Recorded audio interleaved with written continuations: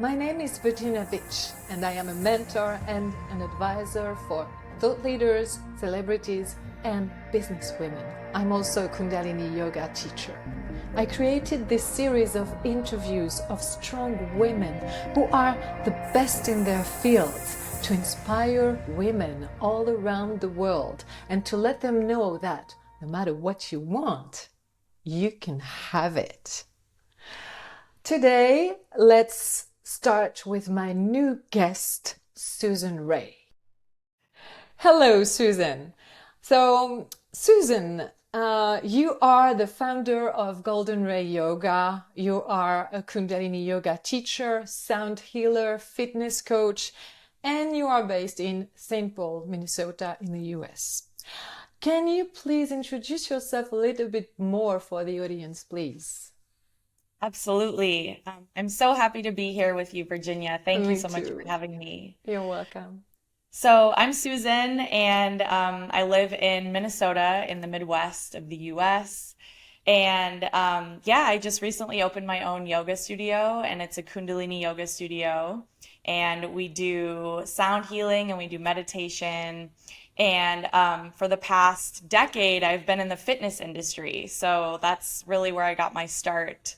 I started in the yoga sculpt world about 10 years ago, and I have just been studying vinyasa yoga and restorative yoga since then, and lots of strength training and fitness along the way. Okay, what do you call sculpt yoga? It's like a fitness yoga. So it's like a kind of like a power vinyasa fused with aerobics and light Oh, weights. wow. Yeah. And and when did you, how can I say that? When did you switch to Kundalini yoga? I started practicing Kundalini yoga about 3 years ago. Okay, 3 years. So, And and yeah, and so um, do you still practice the other yogas? not really. Okay, why? Because when I started practicing Kundalini yoga, it's so powerful and it's so effective and it worked so well for me and I could just feel the power and I love it so much that I want to spend as much time and energy as I possibly can practicing Kundalini yoga and studying it. Thank you. Just to the audience, see what it does to practice Kundalini yoga. A very confident young woman and beautiful. So, Susan, let's go directly to the core of this interview. What what challenge was the most difficult challenge you encounter in your life, and how did you manage to go back on track after that? It's a good deep question. I would say the first thing that comes up is so when I was 17, my dad was diagnosed with early Alzheimer's disease, and it's a disease of the mind and the central nervous system.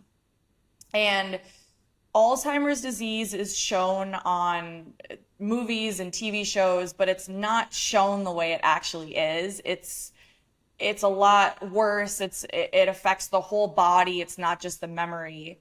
And so when I was just ending high school, I was kind of starting to go through this process of watching my dad get really sick. And I went to college and sort of ignored the whole situation. I was just young and immature and never really had to interface with my emotions. And then after college, I just as he started to get more sick and I was watching him die essentially over several years, um, I I reached a point where I really didn't know what to do. And I was really sad and I was upset and I couldn't make sense of any of it. And I had some friends who brought me to Yoga Sculpt. And so I started doing that. And that was kind of the first step of getting back on track, moving my body and learning to breathe and become a little bit more aware of my breath. and being in a community of people that cared about their health and cared about spending their time in a community doing something positive, moving their body, taking care of themselves.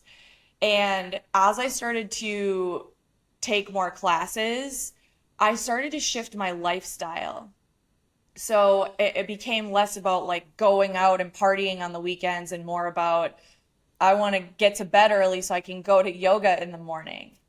And I wanted to hang out with people who cared about that too.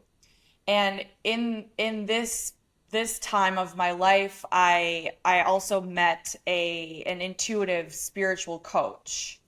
And that was sort of my introduction to spirituality outside of religion. I grew up in a very religious Christian home. And so I started working with this spiritual intuitive coach, and she essentially introduced me to the concepts of spirit guides and meditation and just and being able to understand what's going on in the physical world through the lens of the spiritual world. And that brought me so much comfort and understanding and connection. So I started to feel connected to something beyond just what was right in front of me, just this physical world. And it helped me start to connect with the spirit of my dad. He was still alive, but he was in the state of Alzheimer's. It's sort of like he wasn't here, even though he was here in his physical body. But I was able to start to connect with him in a different way, which was very cool. And I started to like as he died about 7 years ago, and I was able to heal our whole relationship just through learning to interact with his soul, his highest self, his angelic self. And so I guess like the biggest challenge was just learning how to navigate through him getting sick and dying and having to learn to interface with my emotions and figure out like what kind of lifestyle I needed to transition into in order to have time and space to focus on these things and focus on health and healing. And all of these things are what eventually led me to practicing Kundalini yoga 3 years ago. How old are you? I'm 35. And how old was your dad when it happened? He was 58 when he was diagnosed, and then he was 69 when he died. Okay. So it was a very, very long and tough time for you. Yeah, a Okay. lot, very long. Okay. So, um, so what helped you was those different kinds of yoga that you practiced, and then Kundalini yoga. Okay, good. What would Yeah. you say to your younger self today?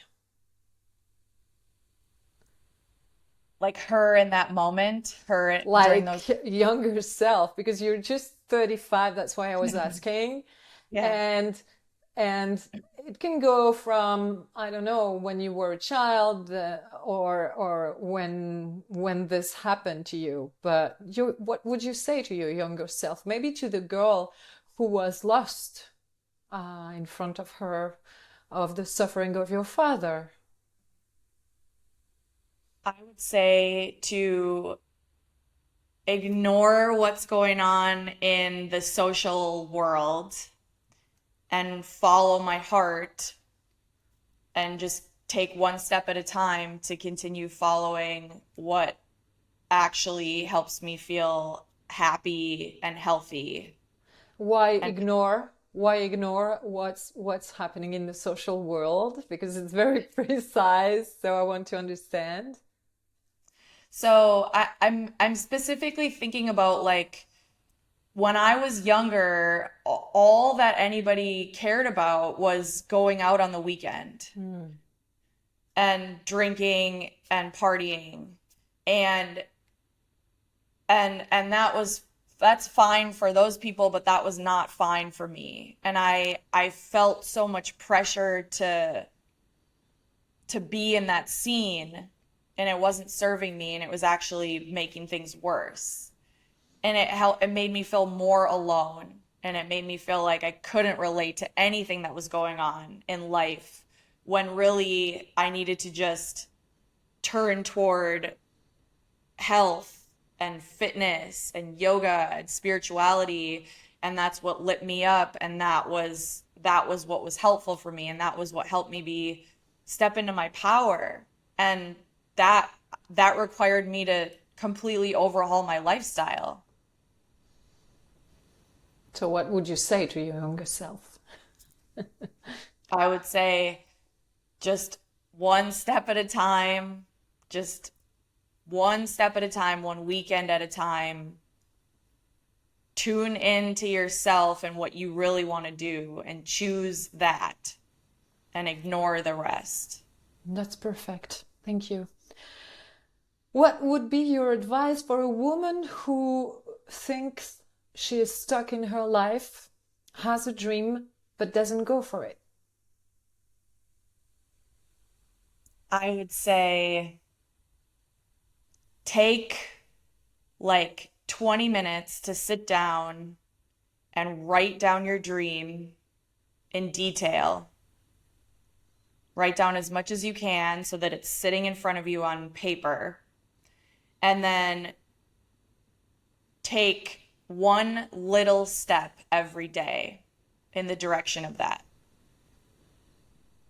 I feel like when I was younger, or before I took any steps in the direction of my dreams, I felt very overwhelmed, feeling like it was too late, it would take too long. I needed to do way too much every single day in order to make it happen. And one thing that I've learned from practicing Kundalini yoga is you can sit down for 3 minutes every day. And if you powerfully sit in those 3 minutes, you will make so much progress.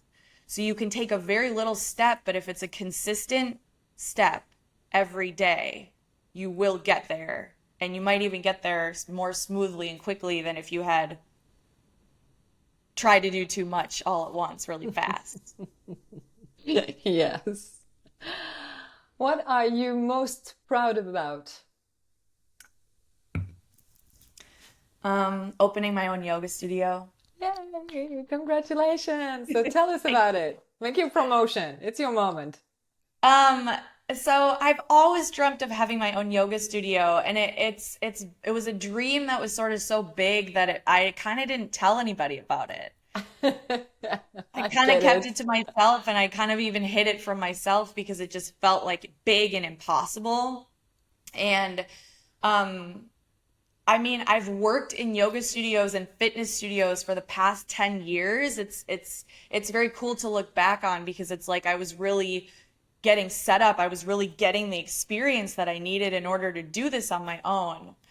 And this space opened up a few months ago, and I had to say yes. It was a moment of say yes to your dream that you've been writing about and dreaming about and thinking about. Um, so I really started teaching Kundalini yoga just like earlier this year. Um, I started just teaching to my friends. We would have girls' night, and I would come with a meditation, and I'd bring my sound bowls, and I would guide people through a little practice, and we would do a little sound bath. And the energy just like it was just magnetic. And my friends were like, we have to start like at least doing like one class. We have to just see what happens. So, my friend and I were looking for a space that we could just do one class, just host one class. And I ended up getting to host at this cafe that's just in my neighborhood. That this was back in January. And a lot of people showed up. It was really cool. We had a little space, and the space was just packed of people. And I realized in that moment that I was like, that was the start of building this new community. And then the next month, I was searching for another space to do just another pop-up class in. And I found this space through my boyfriend. And the woman who had the lease on this space, she was a photographer and she had the lease for 10 years. And she was showing me the space and giving me like the code to get in. And she said, I'm actually ending my lease at the end of this month. And this was in February. Wow. And I just knew like this Like is it. stars were aligned. Yeah, Yeah. for you, for you. Yeah. Well, So, you can be proud, and I'm proud of you too because I know you. So yeah, yeah, it's amazing what you're doing is amazing. I see thank your you. everything you're I was doing. Yeah. I was rewatching one of the videos from when we were on Mallorca together in the training, the mantra and mudra training. And I was in one of the frames of the videos. I didn't even have a sheepskin then. I didn't even have a sheepskin back. That was 2 years, not even two You- years ago. So I this, know. and it's interesting because I stayed with a woman who lived on Mallorca. I stayed with her while we were in the training, Mhm. and she told me, she said, be careful because when you start practicing, like this practice really works. And she said that when she first started practicing, she wasn't living on Mallorca. And she came and she did a few trainings on Mallorca and now she's living there and she's living there with like the love of her life. Yeah, yeah. That's beautiful. I know. Yeah. It does miracles, this practice. What does it mean for you to be a strong woman in the third millennium? Being a strong woman in this day and age to me means knowing my power and acting with grace and having a vision and following that vision and taking really exquisite care of myself every day. Exquisite care of yourself. That's beautiful. Yes, so many people don't care about themselves, like not at all. They just Yeah. think they have to care about others and that's it. So it's such a shame. Thank you. Um, as a little girl, what did you dream about for your future life? And how close are you to this dream? It's so interesting to look back. When I was a little girl, I feel like the dreams that I had were so different from my dreams now. Like they weren't big enough. But when I think of my little self, she loved to learn and she loved music. So like I had little electric keyboards and I would record myself and I would do like a little intro of like this is Susan playing whatever song and then I would play my little song on my little piano keyboard. And I that was like really fun for me. And the other thing that was just a blast that I always loved to do as a little kid was just ride my bike by myself. So it really was like a vision of freedom, of like I like to be independent and independence and freedom. And how close And are and you to that dream? I would say pretty close, really Yeah. close. Come on. You love to learn. So you said you loved to learn. So you're learning every day with Kundalini Yoga that you're teaching. And Yeah. then you said that you were a musician and you're a sound healer now. So Yeah. come on. And you have your I'm you loved to bike your own bike and be independent and you have your own yoga studio right now. So I think it's pretty close to your biggest dream. You're right. Yeah. You're Um, right. yeah. Who inspired you the most when you were younger and why? That's a really good question. When I was younger, I feel like when I was really young, the people that inspired me the most were probably my school teachers and maybe like my coaches and my dance teachers. And I think just because I mean, they were teaching us things and And you holding space for us to play. you love to learn, so yeah. Yeah. What would you say to a woman who thinks she's too young or too old to create her dream life? Age is nothing. Time is nothing. And I know that that's easier said than like And when conceptualized. you are 35, it's easier. Yeah. Well, I remember being what 28, 27, and wanting to do a career change. So when I got out of college, I had studied math in college. And I worked in an office. I worked in different office jobs and in my cubicle at a computer all day doing like data analysis. And that's what I did for a few years before I decided to make a change. And I remember being in my late 20s and thinking that it was too late already to make a change. That's funny. And now I'm 35 and realizing like there's still so much time to make as many changes as we want to. And so it really comes back to just like one step at a time, one day at a time. What made you make this transition or this complete change in your life? Um, I mean, when my dad got really sick, that was the start, and when he You were died not too. working when your dad was sick, right? Well, started to be sick. Oh yeah, you were in the middle of it.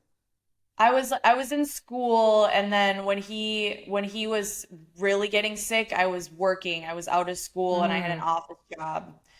Um, and I remember thinking to myself, if my dad died tomorrow, I would quit my job and I would just go like I'd go study acupuncture, Chinese medicine, something like that. Why? And then I realized, like after having that thought day after day, I realized I'm waiting for a tragedy outside of me to help me have the courage to make a decision to pursue my dream or the next step of my dream. And then I realized I don't need that. I don't need something outside of me. And it was really just to be able to justify to people who would ask, like, why are you doing this? Or like, how could you possibly think this is okay to like quit your secure job? And I realized I don't need to care about that and I don't need to answer to anybody. And this is my life. Um, and so I sort of was able to like kind of like channel that courage without a tragedy. And so now it's like I use that all the time now of I don't need to wait for something else to happen. Beautiful.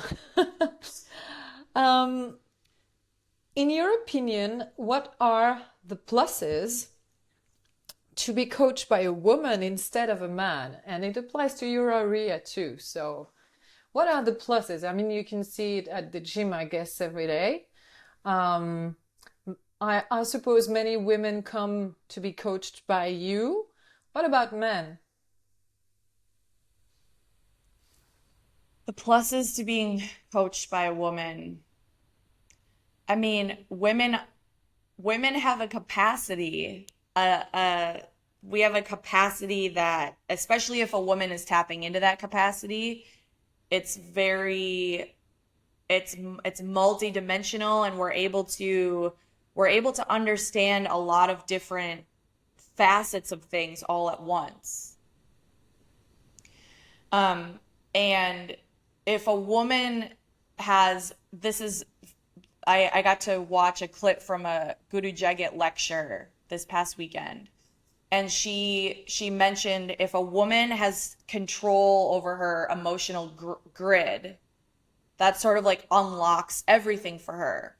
So I feel like a lot of times, like in society, like women have been portrayed as like hysterical and like so emotional, and we do have we have all these streams of energy and emotions running through, but when we learn about those things and we learn how to interface with them,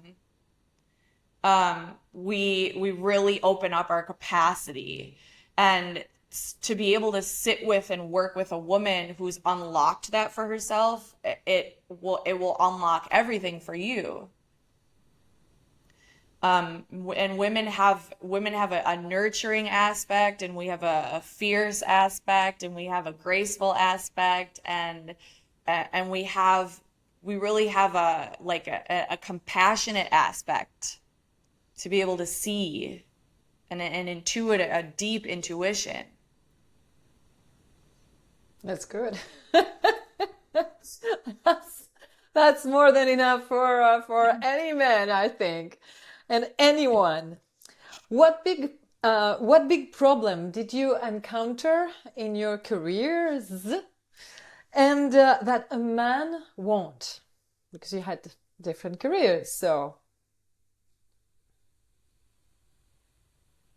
What comes up when you ask that question is I'm thinking about just like having a menstrual cycle and navigating having to show up a certain way every day. And a lot of times, like in the fitness world, I was showing up in a really physical way, doing it's physical labor. There's a lot of physicality that happens when you coach, and then there's maintaining of the studio that's also very physical.